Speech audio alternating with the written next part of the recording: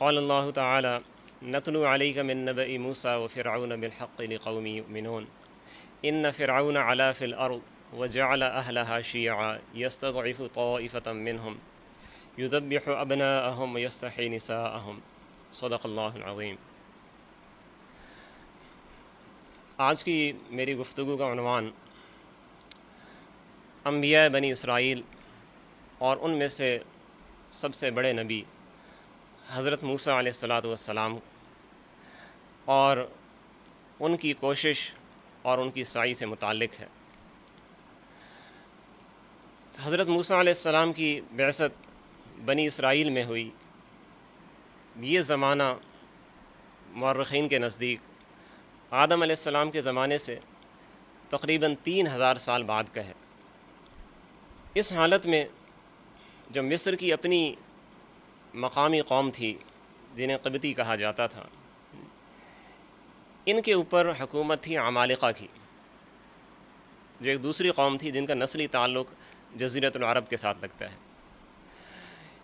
اسی زمانے میں قبطیوں میں سے ایک شخص ولید ابن مصعب، جو کہ مقامی پولیس آفیسر آپ اسے کہہ سکتے ہیں، انتظامیہ کے اندر اس کا ایک عہدہ تھا، تو اس نے عمالقہ کی حکومت کا تختہ الٹا اور خود مصر کا بادشاہ بن گیا۔ یہی ولید ابن مصعب وہ شخص ہے کہ جس کا ذکر قرآن مجید میں موسیٰ علیہ السلام کے مقابلے میں آیا ہے فرعون کے طور پر۔ قرآن مجید نے بنی اسرائیل کے قصے کو اور خاص طور پہ حضرت موسیٰ علیہ السلام کے قصے کو بہت تفصیل کے ساتھ بیان کیا ہے اور جگہ جگہ بیان کیا ہے۔ ہم دیکھتے ہیں قرآن مجید کا آغاز ہوتا ہے تو پہلے پارے کا ایک پاؤ ابھی مکمل نہیں ہوتا کہ یا بنی اسرائیل اذکروا، بنی اسرائیل کا تذکرہ شروع، پھر موسیٰ علیہ السلام کس طریقے سے اپنی قوم کو انہوں نے دعوت دی، کس طریقے سے فرعون سے انہوں نے بات کی، پھر کیسے فرعون پر اللہ کا عذاب آیا، قوم کے ساتھ کیا معاملات ہوئے، قوم نے کیا نافرمائیاں کی، وہ سارا اتار چڑھاؤ یہ پارے کے تقریباً نصف تک چلا جاتا ہے۔ تھوڑا سا آگے بڑھتے ہیں تو ہمیں سورہ مائدہ کے اندر پھر موسیٰ علیہ السلام کا قصہ ملتا ہے۔ سورہ اعراف میں بہت تفصیل کے ساتھ موسیٰ علیہ السلام اور فرعون کے درمیان جو کشمکش ہوئی اس کا ذکر آتا ہے۔ آگے چلیں گے تو آگے سورہ مریم میں پھر بہت تفصیل کے ساتھ، سورہ قصص میں پھر تفصیل کے ساتھ، اور سورہ شعراء میں پھر بہت وضاحت کے ساتھ موسیٰ علیہ السلام اور ان کی قوم کے حالات کو اللہ تعالیٰ نے بیان کیا ہے۔ اور اس کے علاوہ قرآن مجید کی اور متعدد صورتوں میں اختصار کے ساتھ ان واقعات کو اللہ تعالیٰ نے بیان کیا ہے۔ تو بنی اسرائیل کی تاریخ کو، بنی اسرائیل کے حالات کو، بنی اسرائیل کے واقعات کو اللہ تعالیٰ نے امت محمدیہ کے سامنے غیر معمولی اہمیت کے ساتھ کیوں بیان کیا؟ یہ ایک اہم سوال ہے، اور اس کا جواب یہ ہے کہ اس امت کے حالات اور اس امت کو پیش آمدہ آزمائشیں وہ بنی اسرائیل سے کافی ملتی جلتی ہیں۔ اگر اپنے تاریخ کو ہم دیکھیں تو اس کے بہت سارے قرائن ملیں گے، اس کے شواہد ملیں گے۔ تو اس امت کی آزمائش، اس امت کے معاملات وہ بنی اسرائیل کے معاملات سے بہت ملتے جلتے ہوں گے۔ اس لیے اللہ تعالیٰ نے دیگر قوموں کی بنسبت بنی اسرائیل کے حالات کو بہت تفصیل کے ساتھ بیان کیا اور ہمیں دعوت فکر دی ہے کہ ہم دیکھیں اس قوم نے کس حالت میں، کس قسمہ پرسی کے عالم میں ایک زمانہ تھا کہ جب اپنے ایمان کی حفاظت کی، عقیدہ توحید کی حفاظت کی، اللہ تعالیٰ کی عبادت میں اپنے آپ کو ثابت قدم رکھا۔ تو اس موقع پر پھر اللہ کی طرف سے آزمائشوں کا خاتمہ کیسے ہوا، اور اس کے بعد انبیاء علیہ السلام کے ساتھ انہوں نے کہاں کہاں ناشکری کا، ناقدری کا معاملہ کیا، تو پھر اللہ کی طرف سے آزمائشوں کا بلکہ عذابوں کا تسلسل بھی کس طرح آیا۔ یہ قرآن مجید کے اندر ہمیں جگہ جگہ یہ مثالیں ہمیں ملیں گی۔ جس زمانے کا ہم ذکر کر رہے ہیں، یعنی یہ زمانہ ہے موسیٰ علیہ السلام کی پیدائش سے کچھ پہلے کا، کہ ولید ابن مصعب وہ بطور فرعون مصر کے تخت پر بیٹھا ہے اور اس کا دعویٰ ہے انا ربکم الاعلی، میں تمہارا سب سے بڑا پروردگار ہوں۔ خدائی کا دعویٰ اس نے کر دیا۔ بنی اسرائیل جو یعقوب علیہ السلام کے 12 بیٹے جن میں یوسف علیہ السلام بھی ہیں، بنیامین بھی ہیں، یہودا بھی ہیں، ان 12 بیٹوں کی اولاد تھے۔ یوسف علیہ السلام کا انتقال ہوا، جیسا گزشتہ درس میں یوسف علیہ السلام کے حالات پر بات ہوئی تھی، ان کا انتقال ہوتا ہے۔ ان کے انتقال تک یہ مختصر سا ایک خاندان تھا۔ ان کا عقیدہ اور مقامی لوگوں کا عقیدہ الگ تھا۔ مقامی لوگ قبطی وہ مختلف دیوی دیوتاؤں کی پوجا کرتے تھے، جیسا بھی مصر کے جو آثار قدیمہ ہیں ان کے اندر وہ شکلیں، وہ مجسمے اور وہ پرانی عبارتیں وہ ملتی ہیں کہ جن سے اندازہ ہوتا ہے کہ وہ سارے کے سارے بت پرست، ستارہ پرست، افلاک پرست تھے۔ لیکن بنی اسرائیل نے اس ماحول کے اندر اپنے آباء و اجداد حضرت یوسف علیہ السلام، حضرت یعقوب علیہ السلام، اسحاق علیہ السلام اور ابراہیم علیہ السلام کے دین ہی کو اختیار کیے رکھا اور اس پر ثابت قدم رہے۔ یوسف علیہ السلام سے مصر والوں نے مالی و اقتصادی فائدہ تو حاصل کیا تھا، لیکن ان کی دعوت و تبلیغ سے یہ لوگ زیادہ متاثر نہیں ہوئے تھے، اس لیے ایسا ماحول نہیں بن سکا کہ وہاں پر اہل اسلام کی، اہل توحید کی اکثریت ہوتی۔ بلکہ قرآن مجید کی ایک آیت سے معلوم ہوتا ہے کہ خود مصر والوں نے یوسف علیہ السلام کی وفات کے بعد انہوں نے یہ سمجھا کہ انبیاء مزید نہیں آئیں گے اور ہم اپنی ہٹ دھرمی میں اور سرکشی میں اور راہ و لعب میں اور عیش و عشرت کے اس رو کے اندر ہم چلتے رہیں گے۔ قرآن مجید کہتا ہے حتی اذا ہلک قلتم لن یبعث اللہ من بعدہ رسولا، کہ جب یوسف علیہ السلام کی وفات ہو گئی تو اے مصر والوں تم نے یہ کہہ دیا کہ اب اس کے بعد خدا کوئی نبی ہرگز نہیں بھیجے گا اور ہم اپنی اس مادہ پرستانہ زندگی کے اندر خوش و خرم رہیں گے۔ تو وقتی طور پر مادہ پرستی، دنیا پرستی وہ انسان کو اچھی لگتی ہے اور وہ سمجھتا ہے کہ یہ میری کامیابی کا باعث ہے اور اس کی وجہ سے میں دنیا کی تہذیب میں، تمدن میں اور دنیا کی سیاست کے اندر میں آگے نکل جاؤں گا۔ کچھ عرصے اللہ کی طرف سے ڈھیل کا، استدراج کا معاملہ بھی ہوتا ہے۔ تو یہاں ایسا ہوا کہ پھر ان کی بدبختی کہہ لیں، بدقسمتی کہہ لیں، اس کی انتہا یہ ہوئی کہ انہی کا ہم قوم یعنی ولید ابن مصعب وہ فرعون بن گیا۔ قرآن مجید کے انداز کو دیکھیں تو یہ اشارات ملتے ہیں کہ فرعون کے دور میں مصر کے اندر مالی و اقتصادی لحاظ سے بہت زیادہ ترقی ہوئی، فوج کو اس نے بہت مضبوط کر دیا، دنیا کی سب سے بڑی فوج فرعون کے پاس تھی، اور زراعت کے میدان میں اس نے جو کیا وہ قرآن مجید اشارہ دیتا ہے۔ فرعون کہتا ہے وَهَٰذِهِ الْأَنْهَارُ تَجْرِي مِن تَحْتِي، دریائے نیل سے اس نے نہریں نکالی اور دور دراز کے علاقے کو اس نے سرسبز و شاداب کر دیا۔ اور جب اپنی قوم کو اتنی ترقی اس نے دی تو اسے یہ گمان ہوا کہ میں خدائی کا دعویٰ بھی کر دوں تو قوم مان لے گی، چنانچہ اس نے کہہ دیا انا ربکم الاعلی۔ اس تمام دور کے اندر بنی اسرائیل جو یہاں پر ایک اقلیت میں تھے، ایک اقلیتی توحید پرست فرقہ، موحد جماعت، ایک موحد جماعت، اللہ کے دین پر ثابت قدم رہنے والی جماعت یہاں موجود تھی۔ تو چونکہ یہ لوگ معاشرے سے بہرحال الگ نظر آتے تھے، ممتاز تھے، تو جیسے فرعون کا غلبہ ہوتا چلا گیا، اس کے ساتھ ساتھ بنی اسرائیل کی مصیبت اور آزمائش اور عذاب کے ایام بھی بڑھتے چلے گئے۔ چنانچہ ان لوگوں سے بالکل غلاموں جیسا کام لیا جاتا تھا۔ تاریخ روایت سے معلوم ہوتا ہے کہ بنی اسرائیل کے لوگوں کو بھیڑ بکریوں کی طرح، جانوروں کی طرح وہ اپنے تعمیراتی کاموں کے اندر مصروف رکھتا۔ یہ بڑے بڑے جو اہرام بنے ہیں جو آج تک دنیا کے میں وہ قائم ہیں اور تقریباً اپنی اسی حالت میں، حالانکہ انہیں تقریباً بعض اہراموں کو 4000 سال، بعض کو 4500 سال، یہ بہت طویل زمانہ گزر چکا ہے، لیکن اسی شیپ میں، اسی انداز کے اندر وہ نظر آتے ہیں۔ تو یہ سارا کام بنی اسرائیل کے لوگوں سے کیا گیا جو ویسے آزاد تھے، لیکن فرعون کے پنجہ استبداد کے نیچے غلاموں بلکہ ان سے بدتر زندگی گزار رہے تھے۔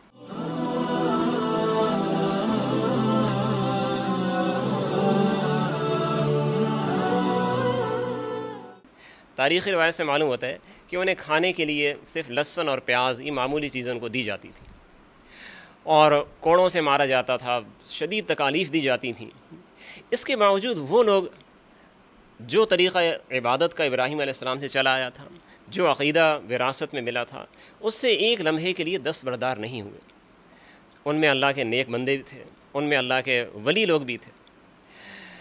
اب اس حالت کو اگر ہم دیکھیں تو بظاہر کوئی سبیل نظر نہیں آتی تھی کہ اتنی بڑی عالمی طاقت کے چنگل میں ایک چھوٹی سی قوم جن کی تعداد مورخین کے نزدیک 4 سے 6 لاکھ تھی، اس قوم کو آزادی کیسے نصیب ہوگی؟ کلمہ پڑھنے والے ہیں، اللہ کی عبادت کرنے والے ہیں، اور یہ مقہور ہیں، مجبور ہیں۔ جو اللہ کا انکار کرنے والے ہیں بلکہ خود اپنے آپ کو خدا کہنے والے ہیں، ان کا طوطی سر چڑھ کے بول رہا ہے اور ان کی بالادستی ہے، اور ان کا جو حکم ہے وہ اس کی ہر جگہ تعمیر ہو رہی ہے۔ اللہ تعالیٰ نے قرآن مجید میں فرمایا وَنُرِيدُ أَن نَّمُنَّ عَلَى الَّذِينَ اسْتُضْعِفُوا فِي الْأَرْضِ، ہم نے یہ ارادہ کر لیا کہ ان لوگوں کو کہ جن کو دنیا میں کمزور سمجھا جا رہا ہے، جو ضعیف ہیں، مجبور ہیں، لاچار ہیں، ہم نے ان کے ساتھ احسان کا ارادہ کر لیا۔ وَنَجْعَلَهُمْ أَئِمَّةً، ہم نے یہ فیصلہ کر لیا کہ ان لوگوں کو دنیا کا امام بنانا ہے۔ وَنَجْعَلَهُمُ الْوَارِثِينَ، اور ان کو ہم نے زمین کا وارث بنانا ہے۔ جب اللہ تعالیٰ کی جانب سے یہ ارادہ ہوا تو اللہ کے ارادے کا نام وہ وجود ہے۔ جب وہ کہتا ہے کن فیکون، وہ چیز ہو جاتی ہے۔ یہ الگ بات ہے کہ اللہ کی حکمت بالغہ وہ یہ نہیں چاہتی کہ کوئی کام آنن فانن ہو جائے، وہ چاہے تو کر سکتا ہے۔ اللہ چاہتا تو ایک لمحے میں 7 زمین و آسمان بنا سکتا تھا، لیکن اللہ نے اس کے لیے بھی فی 6 ایام، 6 دنوں کے اندر یہ نظام اللہ نے تخلیق کیا۔ تو یہاں بھی ایک پروسیس چلا ہے، ایک نظام چلا ہے، اور اس کا جو پہلا منظر تھا وہ یہ کہ فرعون نے ایک ایسا خواب دیکھا کہ جس سے وہ دہشت زدہ ہوا، اور نجومیوں نے اس کی تعبیر یہ بتائی کہ بنی اسرائیل، آپ کے ملک کے اندر یہ غلام قوم، اس میں ایک ایسا بچہ پیدا ہونے والا ہے جو آپ کے تاج و تخت کو الٹ کے رکھ دے گا۔ تو اس پر فرعون نے اپنی اسکیم سوچی کہ ایسے بچے کو روکنے کا طریقہ کیا ہو سکتا ہے۔ تو طریقہ پھر اس نے یہ اپنایا کہ یذبحون ابناءہم ویستحیون نساءہم، فرعون اور اس کی قوم وہ بنی اسرائیل کی عورتوں کو زندہ چھوڑ رہے تھے اور بچوں کو قتل کر رہے تھے۔ باقاعدہ جاسوسی کا نظام تھا کہ جہاں کسی گھر میں ولادت ہونے لگتی تو اس کی نشاندہی کر دی جاتی، اور جیسے ہی بچہ پیدا ہوتا تو فرعون کے اہلکار پہنچ جاتے، دیکھتے اگر لڑکا ہے تو اس کو قتل کر دیا، لڑکی ہے تو اس کو چھوڑ دیا کہ یہ ہماری خدمت کرے گی، ہمارے دیگر کاموں میں آئے گی۔ اب کون ہوگا جو ان کی دست رسی کرے گا؟ کون ان کی مدد کرے گا؟ کون ہوگا جو کھڑا ہو کے فرعون کو للکارے گا؟ لیکن اللہ نے ارادہ کر لیا، تو پھر اسے کس طرح اللہ نے تکمیل تک پہنچایا کہ جب موسیٰ علیہ السلام کی ولادت ہوتی ہے، اور ان کی والدہ ماجدہ وہ بڑی بزرگ خاتون تھیں، بڑی اللہ والی خاتون تھیں۔ قرآن مجید کے الفاظ سے بالکل معلوم ہو رہا ہے کہ ایسی اللہ کی ولیہ تھیں کہ اللہ کی جانب سے ان کو الہام ہوتا تھا۔ تو وہ الہام اللہ نے کیا کیا؟ وَأَوْحَيْنَا إِلَىٰ أُمِّ مُوسَىٰ أَنْ أَرْضِعِيهِ، ہم نے موسیٰ علیہ السلام کی والدہ کے دل میں یہ بات ڈالی کہ تم بے فکر ہو کے اس کو دودھ پلاتی رہو۔ وَإِذَا خِفْتِ عَلَيْهِ، جب تمہیں خوف ہو کہ اب لوگ آئیں گے اس کو اٹھا لیں گے، فَأَلْقِيهِ فِي الْيَمِّ، تو اس کو دریا کے اندر ڈال دو۔ سورہ طٰہٰ میں ہے أَنِ اقْذِفِيهِ فِي التَّابُوتِ، اسے ایک صندوق میں ڈال دو۔ فَاقْذِفِيهِ فِي الْيَمِّ، اور اس تابوت کو اٹھا کے دریا میں ڈال دو۔ فَلْيُلْقِهِ الْيَمُّ بِالسَّاحِلِ، پھر یہ دریا کا کام ہے کہ اس تابوت کو وہ ساحل تک پہنچا دے گا۔ اور ایسا ہی ہوا کہ انہوں نے اپنے بچے کو اللہ کے اس الہام کے مطابق صندوق میں ڈالا، صندوق کو دریائے نیل میں ڈال دیا، اور یہ صندوق بہتا ہوا دریائے نیل کی اس نہر میں چلا گیا جو فرعون کے محل کو جاتی تھی۔ وہاں پر کیا ہوا؟ فَالْتَقَطَهُ آلُ فرعون، فرعون والوں نے یعنی فرعون کی بیوی آسیہ نے اس صندوق کو لے لیا اور دیکھا تو اندر ایک بچہ ہے۔ آسیہ خود بنی اسرائیل میں سی تھی، اور فرعون نے اس کو اپنی بیوی بنا کے اپنے پاس رکھا ہوا تھا، اور یہ مومنہ تھیں، جیسے بنی اسرائیل کے سارے لوگ اللہ پہ صحیح ایمان رکھتے تھے، یہ بھی صحیح ایمان والی خاتون تھی۔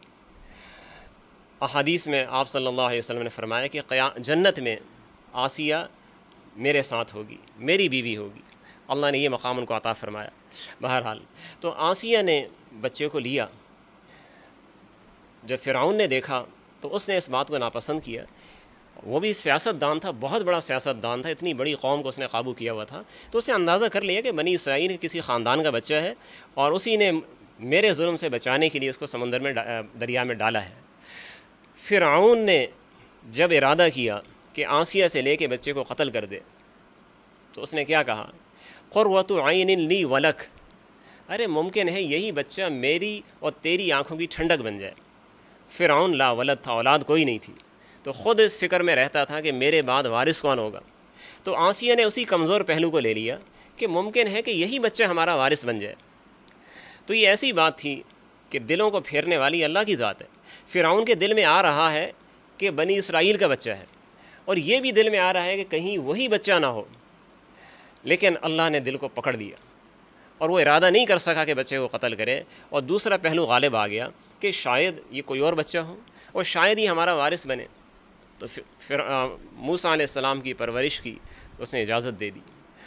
تو موسیٰ علیہ السلام فرعون کے محل کے اندر پل رہے ہیں، بڑھ رہے ہیں، اور اللہ فرماتے ہیں لی فالتقطہ آل فرعون لیکون لہم حزنا، اٹھا لیا تاکہ یہ بچہ انہی کے لیے آگے چل کے پریشانی کا، مصیبت کا اور اس خطرے کا باعث بنے جس کو پہلے سے سوچ رہے تھے، جس سے ڈر رہے تھے.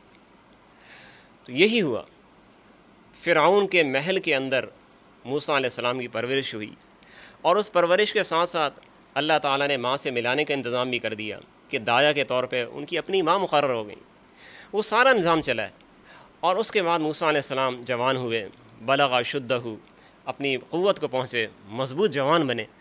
اب وہ وقت تھا کہ فرعون یہ امید کر سکتا تھا کہ یہ لڑکا ہماری سلطنت کا وارث بنے گا، ولی عہد بنے گا، ایک شہزادے جیسی زندگی گزار رہے تھے. تو اس موقع پر مصر میں، شہر میں، ایک شخص موسیٰ علیہ السلام کے ہاتھوں قتل ہو جاتا ہے. سورہ قصص میں اللہ تعالیٰ نے بڑی وضاحت سے واقعہ بیان کیا ہے. اگر دیکھا جائے تو واقعہ بڑا عجیب ہے، یعنی آج کل کی بول چال میں اسے ایک اتفاقی واقعہ کہا جائے گا. حالانکہ اتفاقی یہ لفظ خود صحیح نہیں ہے، جو ہوتا ہے اللہ کے حکم سے ہوتا ہے اور ایک مربوط لائحہ عمل کے تحت، حکمت بالغہ کے تحت ہوتا ہے. تو موسیٰ علیہ السلام شہر کی گلیوں سے گزر رہے تھے کہ انہوں نے دیکھا کہ ایک مقامی شخص، فرعون کی قوم کا شخص، وہ ایک بنی اسرائیلی کو زد و کوب کر رہا ہے، تشدد کر رہا ہے. تو یہ تو اللہ تعالیٰ کے پیغمبر بننے تھے، طبیعت انتہائی سلیم، جری، بہادر، ان سے کہاں برداشت ہو سکتا تھا کہ ایک شخص ایک غریب شخص پر، ایک غلام قوم کے شخص پر وہ ظلم کرے. تو موسیٰ علیہ السلام نے چھڑانے کی کوشش کی اور صرف ایک مکہ رسید کیا، اور اس کی ضرب ایسی تھی کہ وہ فرعون کی قوم کا آدمی وہیں ڈھیر ہو گیا، مر گیا. موسیٰ علیہ السلام نے اس نادانستہ بات پر اللہ تعالیٰ سے انہوں نے معافی تلافی بھی کی اور اللہ تعالیٰ نے معاف فرما دیا. اس سے اگلا واقعہ پھر یہ پیش آیا کہ موسیٰ علیہ السلام نے پھر دیکھا کہ وہ بنی اسرائیلی کہ جس کو گزشتہ بار انہوں نے اس شخص سے بچایا تھا، اس کا کسی اور شخص سے جھگڑا ہو رہا ہے. تو موسیٰ علیہ السلام کو اب اندازہ ہوا کہ خود یہ بنی اسرائیلی جو ہے، اس کی طبیعت کے اندر بھی کچھ گڑبڑ ہے کہ اسی کا جھگڑا کیوں ہوتا ہے. تو اب آپ نے کہا کہ اس کو تھوڑی تنبیہ کی، اور تنبیہ کرتے ہوئے آگے بڑھے، اور مقصد اب آپ کا یہ تھا کہ دونوں کو کھینچ کے میں الگ کر دوں گا. لیکن جب آپ نے تنبیہی الفاظ کہے تو وہ شخص یہ کہنے لگا کہ یا موسیٰ اترید ان تقتلنی کما قتلت نفسا بالامس، آپ مجھے بھی قتل کرنا چاہ رہے ہیں جیسے کہ آپ نے کل ایک آدمی کو مار دیا. اب یہ اس شخص کی واقعی حماقت کی انتہا تھی. یعنی موسیٰ علیہ السلام نے بالکل صحیح سمجھا تھا کہ یہ خود احمق آدمی ہے، جھگڑے کرتا ہے لوگوں سے. تو اس کی حماقت کی انتہا اس سے ظاہر ہو گئی کہ اپنے محسن کا پردہ اس دشمن کے سامنے فاش کر دیا، اس سر عام کہہ دیا کہ آپ نے پچھلے آدمی کو بھی قتل کیا تھا، اب شاید مجھے مارنے کے لیے آ رہے ہیں. تو یہ سنتے ہی فرعون کا آدمی سب کو چھوڑ چھاڑ سیدھا بھاگا کہ قاتل کا پتہ چل گیا. اور وہاں فرعون کے دربار میں میٹنگ شروع ہوئی کہ یہ کیا مسئلہ ہوا ہے. اور فرعون کو اندازہ ہو گیا، جو شکوک اس کے ذہن میں پہلے سے تھے وہ شکوک تقریباً یقین کے درجے کو پہنچ گئے کہ یہی وہ شخص ہے کہ جس نے میرا تختہ لٹنا ہے. تو اس نے اسی وقت حکم جاری کر دیا کہ موسیٰ کو پکڑو اور قتل کر دو. اور موسیٰ علیہ السلام بیٹھے ہیں، جاء رجل من اقصى المدینہ یسعی، ایک خیرخواہ آدمی دوڑتا ہوا آتا ہے اور کہتا ہے ان الملأ یأتمرون بک لیقتلوک، بیٹھے ہوئے سارے سردار، اور میٹنگ ہو رہی ہے کہ آپ کو قتل کر دیں، فخرج، اب آپ یہاں سے نکلیں، انی لک من الناصحین، میں آپ کے خیر خواہوں میں سے ہوں، آپ یہاں سے نکلیں۔ تو یہاں پر تاریخ ایک نئی کروٹ لیتی ہے۔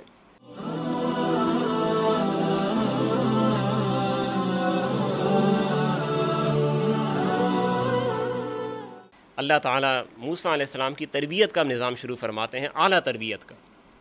موسیٰ علیہ السلام یہاں سے نکلتے ہیں، فخرج منہا خائفا یترقب، دیکھتے بھالتے، پریشانی کی، تشویش کی حالت میں خفیہ طریقے سے مصر سے نکلتے ہیں، اور ایک طویل سفر کر کے جزیرۃ العرب کے شمال کے علاقے میں، مدین کا جو علاقہ تھا جہاں شعیب علیہ السلام پہلے سے مبعوث تھے اور قوم کو دعوت دے رہے تھے، یہاں پہنچتے ہیں۔ اور یہاں پر موسیٰ علیہ السلام کی طبیعت کا اور آپ کی ہمدردی کا اور خیرخواہی کا اور آپ کی اعلیٰ اخلاق کا ایک بڑا عجیب نمونہ سامنے آتا ہے، کہ جو یقیناً پیغمبری اوصاف کا آئینہ دار ہے، کہ خود حالت ایسی ہے کہ دعا کر رہے ہیں، ربی انی لما انزلت الی من خیر فقیر، اے اللہ ایسی بے کسی کی حالت میں ہوں کہ آپ جو خیر مجھے عطا فرما دیں، میں اس کا بڑا محتاج ہوں، بھوکے ہیں، پیاسے ہیں، مسافرانہ حیت ہے، لباس گرد آلود ہے، تھکے ماندے ہیں۔ ولما ورد ماء مدین، مدین کے اس پانی کے چشمے کے پاس آپ پہنچتے ہیں اور یہ دعا کرتے ہیں۔ تو اس حالت میں آپ یہ دیکھتے ہیں کہ لوگ اپنے جانوروں کو پانی پلا کے لے جا رہے ہیں، اور دو بچیاں وہ کنارے پہ کھڑی ہیں، جانور لے کے کنارے پہ کھڑی ہیں۔ تو موسیٰ علیہ السلام اپنی تکلیف کو بھول جاتے ہیں، ان کی تکلیف کو دیکھتے ہیں کہ یہ بچیاں اپنے جانوروں کو پانی کیوں نہیں پلا رہی۔ تو پھر آپ نے جب دیکھا کہ وجہ یہی ہے کہ وہ لوگ طاقتور ہیں، یہ لوگ اس بھیڑ کے اندر جانوروں کو نہیں لے کے جا سکتی، تو آپ نے ان کا یہ کام کیا، ان کے جانوروں کو آگے بڑھ کے آپ نے خود پانی پلایا، اور وہ دونوں بچیاں اپنے جانوروں کو لے کے چلی جاتی ہیں۔ اور موسیٰ علیہ السلام یہیں بیٹھ کے اللہ سے دعا کر رہے ہیں۔ یہ بچیاں کس کی تھیں؟ موسیٰ علیہ السلام کے تو خواب و خیال میں بھی نہیں تھا کہ اللہ کے پیغمبر شعیب علیہ السلام کی بیٹیاں ہیں۔ وہ جاتی ہیں اور باپ کو پورا واقعہ سناتی ہیں کہ ایسے کریم اخلاق والا شخص ہم نے وہاں دیکھا ہے جس نے ہمارے ساتھ یہ مہربانی کا سلوک کیا۔ تو شعیب علیہ السلام کے اخلاق سے یہ بڑا بعید تھا کہ اس احسان کا بدلہ احسان سے نہ دیتے۔ آپ نے فوراً بچی کو بھیجا کہ اس شخص کو بلا کے لے آؤ۔ چنانچہ وہ بچی جاتی ہے، تمشی علی استحیاء، قرآن خود اس کی چال کا منظر کھینچتا ہے کہ وہ بچی بڑے حیا کے ساتھ اور بڑے شرم کے انداز کے ساتھ چلتی ہوئی آتی ہے۔ اور یہی اللہ تعالیٰ کو خواتین سے مطلوب ہے کہ ان کے اندر شرم و حیا اور نسوانی وقار یہ ہونا چاہیے، یہ چیز اللہ کو مطلوب ہے۔ تو بڑے حیا دارانہ انداز میں آتی ہے اور کہتی ہے کہ والد صاحب آپ کو بلا رہے ہیں، اور موسیٰ علیہ السلام جاتے ہیں اور شعیب علیہ السلام ان کو اپنی خدمت میں لے لیتے ہیں، اپنی تربیت میں ان کو لے لیتے ہیں۔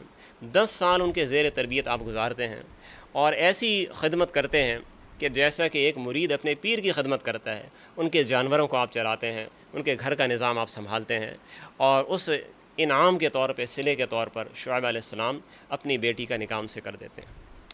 اور یہ تربیت کا ایک دور مکمل ہوتا ہے، اور اس کے بعد موسیٰ علیہ السلام اپنے اہل و عیال کو لے کر چلتے ہیں واپس مصر کی جانب، کہ جہاں بنی اسرائیل آپ کی قوم وہ اسی طریقے سے فرعون کے مظالم کے تحت سسک رہی تھی، اور موسیٰ علیہ السلام کو اللہ نے نجات دہندہ کے طور پہ وہاں بھیجنا تھا۔